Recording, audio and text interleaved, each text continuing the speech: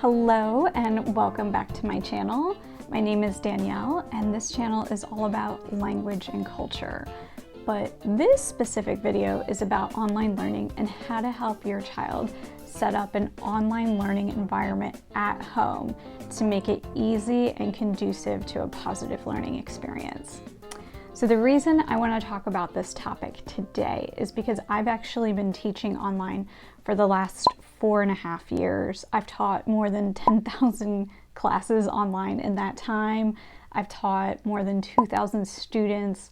It's over 4,000 hours at this point of online learning.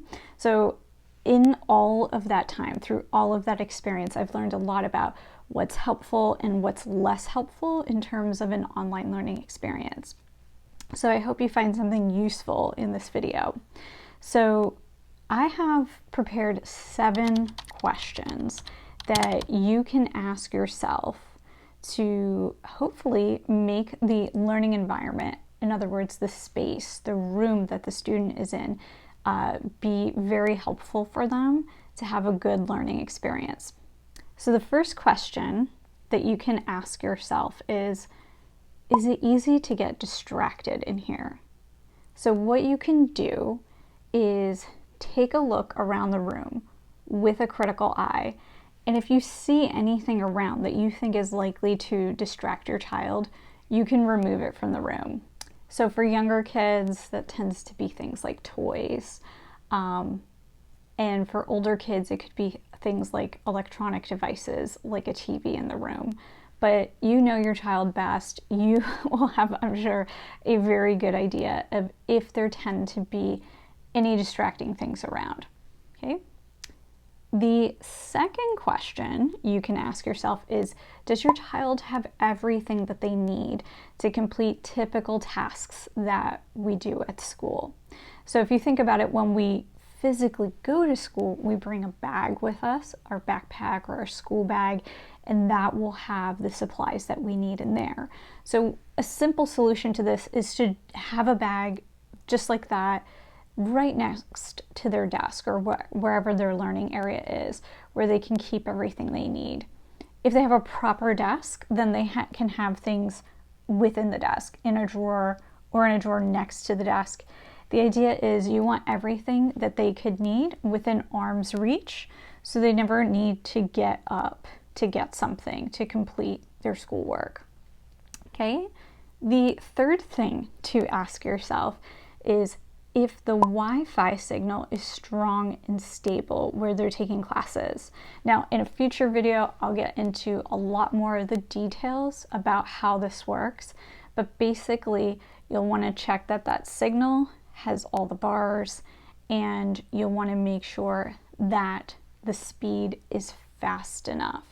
If the child is experiencing drops in their streaming of the video from their teacher, or their own video is dropping and the teacher is telling you that, that's something you're going to want to call your cable company and ask them to help you sort out.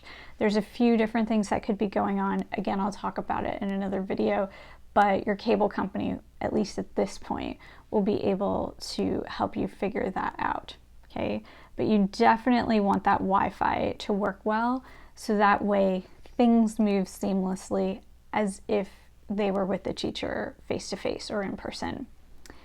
Okay, the fourth question you can ask yourself is, do other people need the room or the space?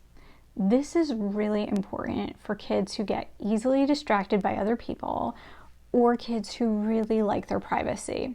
So I've taught lots of different kids.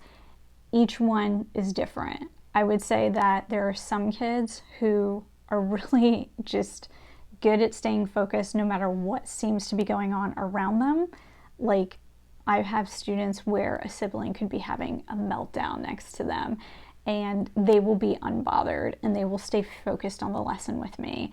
And I have other students where they're in the room by themselves, everything is going great, and then somebody just starts to open the door to the room and then they flip out. Okay, so whatever the situation is, whatever the personality is of your child, just be respectful of that and make sure that the space where they're doing their learning is one where they're able to stay focused. Okay, fifth question you can ask yourself is there a proper desk and a proper chair for them to sit in? And what I mean by proper is also, is it appropriate for their size? So I've had some students where they're sitting at their parents' desk. It's like a 4-year-old at their parents' desk. It's just too big. And it's just, they don't realize, but all this moving around to make sure they can see me ends up pulling some focus from the lesson. Also, if the chair, for example, is too small and the desk is too small, they've outgrown it. It's something they got when they were little and they're just too big for it now. It's not going to be comfortable for them. So be sure that they've got a comfortable workspace to work with. Yeah. And also, if it is a proper desk with a chair that's theirs, it might feel more like, I have to be serious now because I am in school. It might sound funny to say that, but it can make a big difference. Okay. The sixth question you can ask yourself is the lighting appropriate for learning? So this might seem kind of silly to a lot of people, like there's light in the room, what's the big deal? But actually light can affect us in a lot of different ways. It can make us feel anxious, it could relax us, it can make us feel alert, it can help put us to sleep.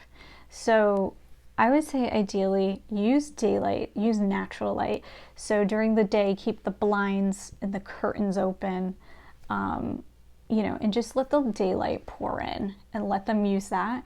They can absolutely use artificial light. They'll have to if it's a dark day or it's nighttime or evening.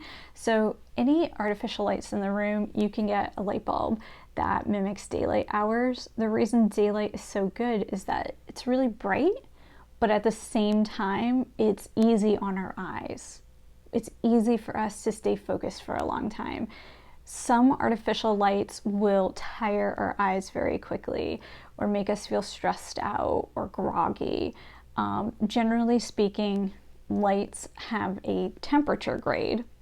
A cooler light is likely to keep you more alert, but after a while it could be stressful. A warmer light is more likely to relax you, but after a while you could feel kind of sluggish. So if your child tends to be one who's super relaxed, a cooler light temperature might be better for them. If your child tends to be a more anxious kid, or if they're super energetic a lot of the time, a warmer light might help them stay focused. So you can think about these things and play around with what sounds most appropriate for your child. And the last question to ask yourself is, does your child feel comfortable in the space?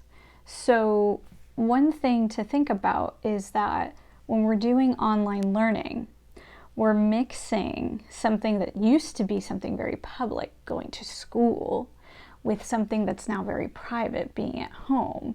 And this can get kind of uncomfortable for some people, some kids especially. So if you think about it, when we go to school, we pick out the clothes that we're going to wear, and that's a part of our identity and how we want others to see us and how we want to be known. And now that we're learning at home, the shoes that you have are less important because nobody sees your shoes. Your pants, not so important. Nobody sees them.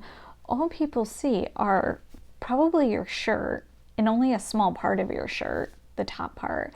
And then they see your home. And you want to make sure that your child feels comfortable with people seeing whatever part of their home is on display. So for example, I'm in just one part of my room. You're not seeing my bed. You're not seeing my bookcase. You're not seeing my dresser. I purposely picked this part of the room because I made sure it was neat and presentable for literally the whole world to see. And I just don't want you seeing that other stuff right now because it's just not ready to be on camera. And I also don't think it's relevant to this kind of a video. A desk space seems more relevant to me. So whatever place your child is having their online classes, especially if they are streaming video and they're in the video, let them have some say and ownership over what that space looks like, what ends up in the rectangle around them.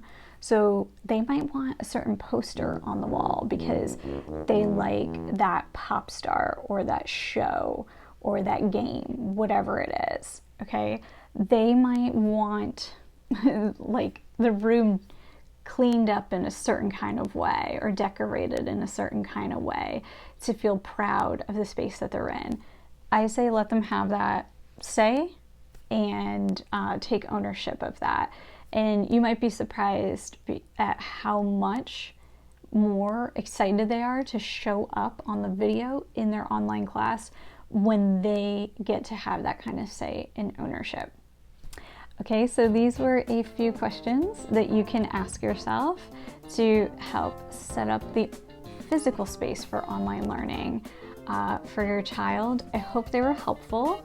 If you have any questions, please leave them in the comment below. If you tried any of these things out and you want to tell me about it, sure, let me know in a comment as well. I'm super curious to hear how it's going. If you like the video, please hit the like button so that way I know it's working for people. And if you'd like to see more videos like this, you can subscribe to the channel. Thanks so much for watching, and I'll see you in the next video. Bye.